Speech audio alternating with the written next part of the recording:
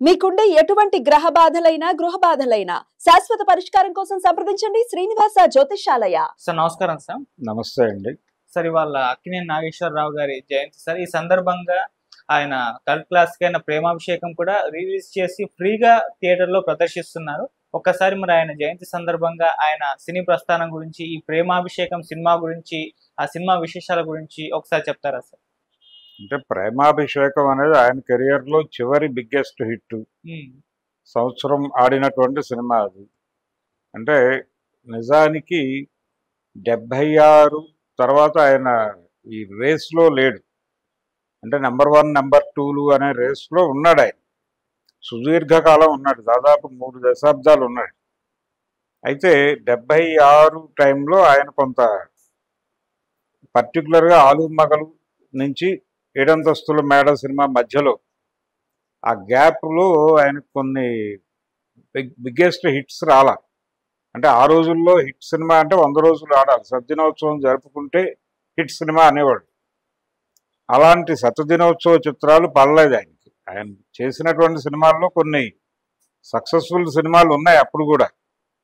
అంటే చక్రధారి అనే సినిమా పర్లేదు, అది రెవెన్యూ పరంగా బాగానే డబ్బులు చేసుకుంది. అలాగే ఆత్మీయుడు అనే పేరుతో సినిమా వచ్చింది, విజయమాధవి వాళ్ళది. అది కూడా బాగానే కలెక్ట్ చేసింది సినిమా, మరీ ఇబ్బంది పెట్టలేదు. అయినప్పటికీ శతదినోత్సవాలు జరుపుకోలేదు అనే ఉద్దేశంతో ఆలుమగలు టు ఏడంతస్తుల మేడ మధ్యలో నాగేశ్వరరావు గారికి సక్సెస్ఫుల్ ఏవో అంటారు. అయితే ఇది ఈ క్రమంలోనే ఆయన నెమ్మదిగా రేస్లో కూడా లేడు. కృష్ణ గారు ఎమర్జీ అయ్యాడు అక్కడ. ఆఫ్టర్ ఎన్టీఆర్ అనే 1-2 నెంబర్లో నెంబర్ 2 పొజిషన్లోకి ఆయన ఎన్టీఆర్ వర్సెస్ కృష్ణగా సీన్ మారింది. ఆ టైంకి 77కి అది పీక్స్కి వెళ్ళింది. 77 జనవరి నుంచి అది పీక్స్కి వెళ్ళింది. కురుక్షేత్రం దానవేర సూరకర్ణ విడుదల సందర్భంగా అప్పటి వరకు నెంబర్ 2 ఆర్ నెంబర్ 1 పొజిషన్లో కూడా నాగేశ్వరరావు గారు నడిచాడు. ఆయన రామారావు గారి కంటే 2 సంవత్సరాలు సీనియర్ ఇండస్ట్రీలో, 2 ఇయర్స్ హీరోగా. నిజానికి ఆయన బాలనటుడిగానే ఎంట్రీ ఇచ్చాడు ధర్మపత్ని అనేటువంటి సినిమాలో. గుడివాడ దుక్కిపాటి మధుసూదన్ రావు గారి నాటక సమాజం నుంచి మొదలైన ప్రయాణం ఆయన. అక్కడి నుంచి మొదలైన ప్రయాణంలో అనేక విజయాలు, అనేక ఇబ్బందులు. అంటే స్వీయ లోపంబులు ఎరుగుట పెద్ద విద్య అనేవాడు ఆయన తరచు. తన లిమిటేషన్ ఏమిటి, తనని తాను ఎక్కడ లొకేట్ చేసుకుంటే జనాలు కంఫర్ట్గా ఫీల్ అవుతారు అని తనని తాను డిజైన్ చేసుకున్నాడు సైంటిఫిక్ వేలో. ఒక సైంటిఫిక్ వేలో తనని తాను డిజైన్ చేసుకున్నటువంటి, శ్రద్ధ పెట్టినటువంటి నటుడు అక్కినేని నాగేశ్వరరావు. రామారావు గారికి ఆ శ్రద్ధ లేదు. ఆయన గో విత్ ఫ్లో అన్నట్టు వెళ్ళిపోయాడు. వాళ్ళులో ఎలా పడితే అలా వెళ్ళిపోయిన కెరియర్ అయింది. ఈయనది అలా కాదు. ఈయన పద్ధతిగా జనాలు ఏం చూస్తారు, జనం ఏం కోరుకుంటున్నారు మన దగ్గర నుంచి, మన దగ్గరకు వచ్చిన స్క్రిప్టులు మనం చేయదగిన స్క్రిప్ట్లా అవునా కాదా అనేది ఒక థర్డ్ పార్టీతో వెరిఫై చేయించి మరీ నిర్ణయాలు తీసుకునేవాడు ఆయన. పైగా అదేదో ఉచిత సేవ అన్నట్టు కాకుండా వాళ్ళకి రెమ్యూనరేషన్ ఇచ్చేవాడు. అంటే తన దగ్గరకు వచ్చిన స్క్రిప్ట్ని ఒక రైటర్కి పంపించి ఆయన ఒపీనియన్ తీసుకుని దాని మీద జడ్జిమెంట్ ఇచ్చేవాడు ఆయన. తను ఫీల్ అయింది చెప్పడం కాదు. ఇంత పద్ధతిగా కెరియర్ డిజైన్ చేసుకున్నటువంటి నటుడు ఇంకొకరు కనిపించరు తెలుగు సినిమా చరిత్రలో. అలా ప్రతిదీ చాలా పద్ధతిగా వెళ్ళాడు ఆయన. ఈ ప్రయాణంలో ఆయన కొంతమందిని తన ధోరణితో ఇబ్బంది పెట్టాడు, తను ఇబ్బంది పడ్డాడు. కానీ తను అనుకున్న పద్ధతిలో తను జీవించాడు. తన జీవితం అంటే నాగేశ్వరరావు గారి నటుడిగా నాగేశ్వరరావు గారి విజయాల వెనకాల అంటే ఒక దశలో దుక్కిపాటి మధుసూదన్ రావు గారు ఒక డ్రైవింగ్ ఫోర్స్గా ఉన్నాడు ఆయనకి, ఒక లైట్ హౌస్గా ఉన్నాడు ఆయన, అంతవరకే. కానీ నాగేశ్వరరావు గారు తన జీవితాన్ని తనే నిర్మించుకున్నాడు, ఒక రకంగా నిర్మించుకుని అలా ముందుకు వెళ్ళాడు. ఆ ప్రయాణంలో ఆయన మీద అనేక రకాల విమర్శలు ఉన్నాయి, సద్విమర్శలు ఉన్నాయి. అలాగే చాలామంది ఆయన సాధించిన విజయాలు, ఒక దశలో ఆయన తెలుగు సినిమాకి అంటే 2 కళ్ళు అని వాళ్ళిద్దరినే అంటారు. ఆయనే అన్నాడు, 2 కళ్ళు అని అలా క్లైమ్ చేయటం కరెక్ట్ కాదు. అది నాకు ఇబ్బందే, రామారావుకి ఇబ్బందే. అంటే మిగిలిన వాళ్ళందరూ ఏమైపోయారు? రంగారావు గారు, జగ్గయ్య గారు, గుమ్మడి గారు, రేలంగి, సూర్యకాంతం, వీళ్ళ కంట్రిబ్యూషన్ ఏమి తక్కువ కాదు కదా. వీళ్ళందరూ కూడా కంట్రిబ్యూట్ చేశారు సినిమా ఉన్నతికి. దానిలో లీడ్ రోల్స్లో మేము కనిపించి ఉండొచ్చు అంతవరకే. హీరోలుగా, ప్రధాన స్రవంతి హీరోలుగా వాళ్ళిద్దరి మధ్య ఒక పోటీతో కూడినటువంటి ఒక వాతావరణం నడిచింది. కానీ స్నేహం కూడా నడిచింది. వాళ్ళిద్దరి మధ్య ఒక పర్సనల్ లెవెల్లో స్నేహం కూడా ఉండేది.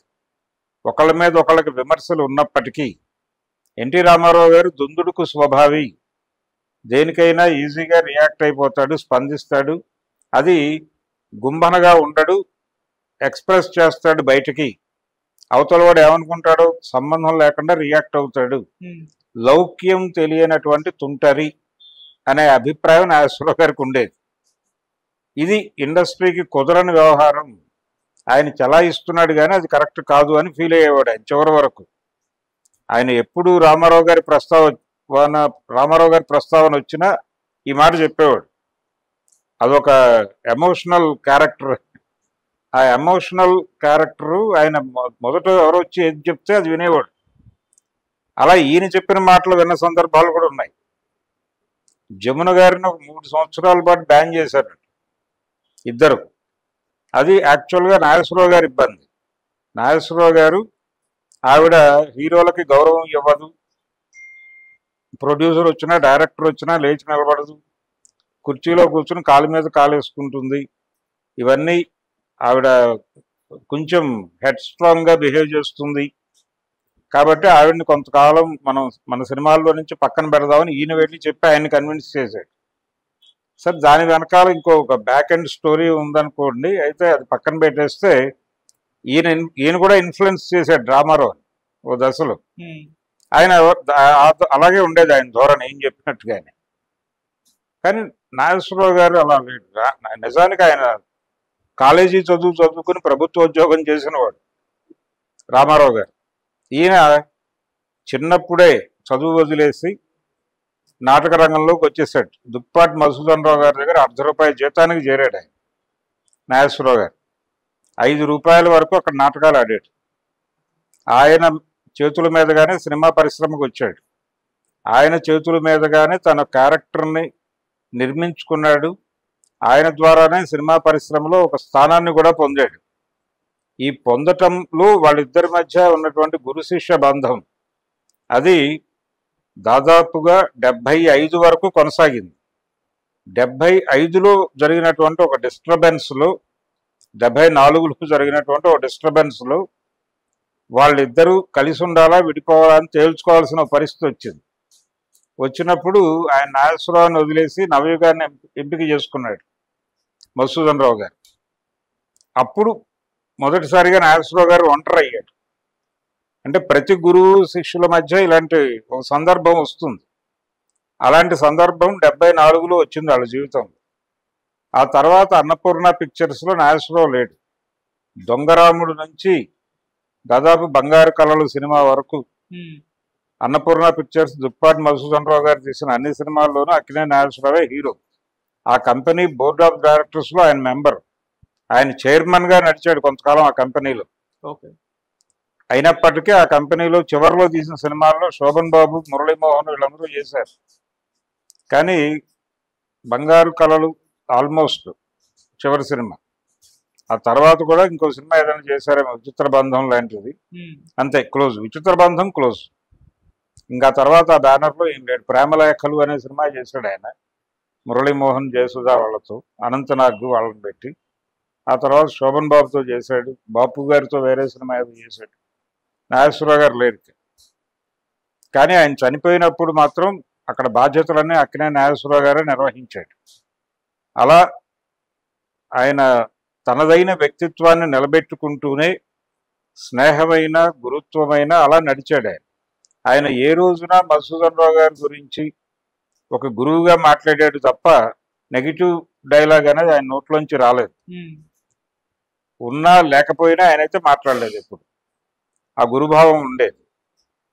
అలా తనకంటూ ఒక పద్ధతి, ఓ డిసిప్లైను ఉన్నటువంటి నటుడు ఆయన.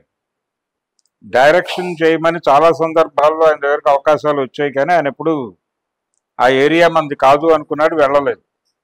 ఆయన ఒక్క సినిమా కూడా డైరెక్ట్ చేయలేదు. దసరా బుల్లోడు ఆయన్ని డైరెక్ట్ చేయమని విబి రాజేంద్ర ప్రసాద్ గారు అడిగాడు. అప్పుడు ఎందుకు అడిగాడంటే మధుసూదన్ రావు గారు, మధుసూదన్ రావుకి టైం లేదు అప్పటి వరకు ఆ బ్యానర్లో వచ్చిన సినిమాలన్నిటికీ ఆయనే డైరెక్టర్. జగపతిలో వచ్చిన సినిమాలన్నిటికీ ఆరాధన దగ్గర నుంచి మొదలు పెడితే ఆత్మబలం, ఆస్తిపరులు, ఆ సినిమాలన్నిటికీ ఆయనే డైరెక్టర్ మధుసూదన్ రావు గారు, విక్టరీ మధుసూదన్ రావు. ఆయనకి టైం లేదు, ఆయన చాలా బిజీగా ఉన్నాడు. అప్పుడు నేను డేట్స్ ఇవ్వలేను అని చెప్పినప్పుడు నాగేశ్వరరావు గారిని డైరెక్ట్ చేయమని అడిగాడు. స్క్రిప్ట్ రెడీగానే ఉంది, మీరు డైరెక్ట్ చేయండి అని అడిగితే, లేదు నువ్వు చేసేయి, నాతో వద్దు అని చెప్పాడు ఆయన. అలా విబి రాజేంద్ర ప్రసాద్ని డైరెక్టర్ని చేసింది ఒక రకంగా నాగేశ్వరరావు గారు. అలా రామారావు గారితో ఎన్ని గొడవలు ఉన్నప్పటికీ మళ్ళీ ఆయనతో ఒక స్నేహం కూడా నడిచేది. ఆయన పిలిచినప్పుడు రియాక్ట్ అయ్యేవాడు, ఈయన వెళ్ళేవాడు, మాట్లాడేవాడు. అలా చాలా గ్యాప్ తర్వాత, అంటే కృష్ణార్జున యుద్ధం తర్వాత వచ్చిన గ్యాప్ తర్వాత రామకృష్ణులు, ఆ తర్వాత చాణక్య, చంద్రగుప్త 2 సినిమాలు వరుసగా చేశాడు ఆయనతో. అంటే తమ మధ్య నటులుగా ఒక స్పర్ధ ఉండొచ్చు, కానీ ఆయన ఎక్కడ బ్రైటో తను గుర్తించి మాట్లాడేవాడు. అది జానపదాలు, పౌరాణికాలు, ఒక డైలాగ్ ఓరియంటెడ్ క్యారెక్టర్స్, ఆ ఏరియాలో ఆయనతో పోటీకి వెళ్ళరాదు అని తనకు తాను ఒక నియమం పెట్టుకున్నాడు. కృష్ణార్జున యుద్ధం సినిమా తర్వాత ఆయనతో కలిసి పౌరాణికాల్లో స్క్రీన్ షేర్ చేసుకోకూడదు అని ఒక నియంత్రణ తనకు తాను విధించుకున్నాడు. ఆ తర్వాత ఏ ఆఫర్ వచ్చినా ఆయన తిరస్కరించాడు. పాండవ వనవాసం తీసినటువంటి ఆంజనేయులు గారు, మీ ఇద్దరిని పెట్టి కృష్ణార్జునులు అని సినిమా తీస్తానంటే నో చెప్పాడు. నేను కృష్ణుడిగాను చేయను, అర్జునుడిగాను చేయను, ఆ 2 ఆయన క్యారెక్టర్లు ఆయనతోనే చేయించుకున్నా, నన్ను ఇన్వాల్వ్ చేయొద్దు అని చెప్పాడు ఆయన. ఫైనల్గా అదే కురుక్షేత్రంగా మారింది. అలా ప్రతి ఒక్కరితోనూ చాలా సన్నిహితంగాను స్నేహంగాను ఉంటూ, తనకంటే సీనియర్స్ ఉండేవారు, నాగయ్య గారు, వీళ్ళిద్దరికంటే సీనియర్ ఆయన నాగయ్య గారు. ఆయన పట్ల గౌరవభావంతోనే ఉన్నాడు ఆయన. బుచ్చిబాబు సినిమా అంటే కళ్యాణి సినిమా నుంచి అన్నపూర్ణ స్టూడియోస్ బ్యానర్ మీద సినిమా నిర్మాణం ప్రారంభించాడు ఆయన. అంతకుముందు అన్నపూర్ణలో వచ్చిందంతా అదంతా దుక్పాటి గారి గొడవ. అక్కినేని నాగేశ్వరరావు తను ప్రొడ్యూసర్గా మారింది అన్నపూర్ణ స్టూడియోస్ తర్వాతే. దాసరి గారి డైరెక్షన్లో కళ్యాణి అనే సినిమా తీసి స్టూడియో చిత్ర నిర్మాణానికి అంకురార్పణ చేశాడు. ఆ తర్వాత బుచ్చిబాబు ఆ బ్యానర్లో వచ్చిన సినిమానే ప్రేమాభిషేకం. ప్రేమాభిషేకం అనే సినిమా ఒక రకంగా ప్రేమ్ నగరు, దేవదాసు ఆ క్యారెక్టర్లకి భిన్నమైన క్యారెక్టర్ని డిజైన్ చేశాడు. దేవదాసులో పిరికి ప్రేమికుడు అనుకుంటే, అంటే తను అనుకున్న దానికి కట్టుబడకుండా రకరకాల ప్రభావాలకి గురై తను కూడా త్యాగం చేసుకుంటూ వెళ్ళిపోతాడు, ఎవరి కోసమో బతకటం. అని ప్రేమాభిషేకంలో రాజేష్ క్యారెక్టర్ పేరు రాజేష్. అయితే ఆ క్యారెక్టరు తనకి క్యాన్సర్ అని తెలిసి, తనని ప్రేమించే అమ్మాయి తన క్యాన్సర్ అని చెప్పి తన మీద జాలితో పెళ్లి చేసుకుని విడోగా మారిపోవటం, ఇలాంటివి ఏవి వద్దు అనుకుని తన మీద ద్వేషం రావాలి అమ్మాయికి, వస్తే వేరే వాళ్ళని ప్రేమిస్తుంది, ఆ అమ్మాయి జీవితం గాడిన పడుతుంది, అప్పుడు మనం చనిపోయినా పర్లేదు అనుకుని, అందుకోసం ఆ అమ్మాయికి కోపం తన మీద ద్వేషం రప్పించడానికి ఏం చేయాలో ఆ పనులన్నీ చేస్తాడు. అలాంటి ఒక టిపికల్ క్యారెక్టర్ ఆయన ఊహించటం గొప్పే దాసరి గారు. అదొక భిన్నమైనటువంటి ధైర్యవంతమైనటువంటి క్యారెక్టర్. అది నాగేశ్వరరావు గారితో చేయించడం అనేది కలిసి వచ్చింది, ఆయనకు ఉన్నటువంటి ఇమేజ్ రీత్యా వర్కౌట్ అయింది అది. అలా ప్రేమాభిషేకం సినిమా ఒక డిఫరెంట్ లైన్. నిజానికి దాదాపుగా ఆ లైన్ రాఘవేంద్రరావు గారు తీసినటువంటి జ్యోతి, మమతల కోవెల అనేటువంటి నవల ఇన్స్పిరేషన్తో తీసిన సినిమా అది. యాజ్ ఇట్ ఈజ్గా నవలే తీశాడు, కానీ అందులో కథ కూడా ఇదే. అక్కడ జయసుధకి హెల్త్ ఇష్యూస్ ఉంటాయి, ఆవిడ చనిపోతుంది అనే విషయం డాక్టర్ చెప్తాడు. చాలా చిన్న పిల్ల, తనని ప్రేమించినటువంటి వ్యక్తి ఉంటాడు. అతను తనని ద్వేషించేలాగా తను ప్రవర్తిస్తే తనని వదిలేసి ఇంకొక పెళ్లి చేసుకుంటాడు అని అనుకుంటుంది. అనుకుని ముసలివాడిని పెళ్లి చేసుకుంటుంది. గుమ్మడి వాంటెడ్గా చేసుకుంటే ఆస్తి కోసం చేసుకుంది, డబ్బుల కోసం ఏం చేయడానికైనా తెగించే అమ్మాయి అని వాడికి ఒక ఇంప్రెషన్ ఏర్పడి వెళ్ళిపోతాడు అని అనుకుంటుంది. సక్సెస్ఫుల్గా అలా వెళ్ళిపోతాడు అతను. అలా ఒక రకమైన త్యాగం చేస్తుంది. అతని వైఫ్ హాస్పిటల్లో ఫ్రెండ్ ఈవిడికి. అతని లైఫ్లో కొన్ని ఇష్యూస్ ఉన్నాయి, వాటిని నువ్వు సాల్వ్ చేయాలని అడిగితే మాటిస్తుంది. ఆ మాట నిలబెట్టుకుంటుంది. తన ప్రేమికుడిని గాడిని పెడుతుంది.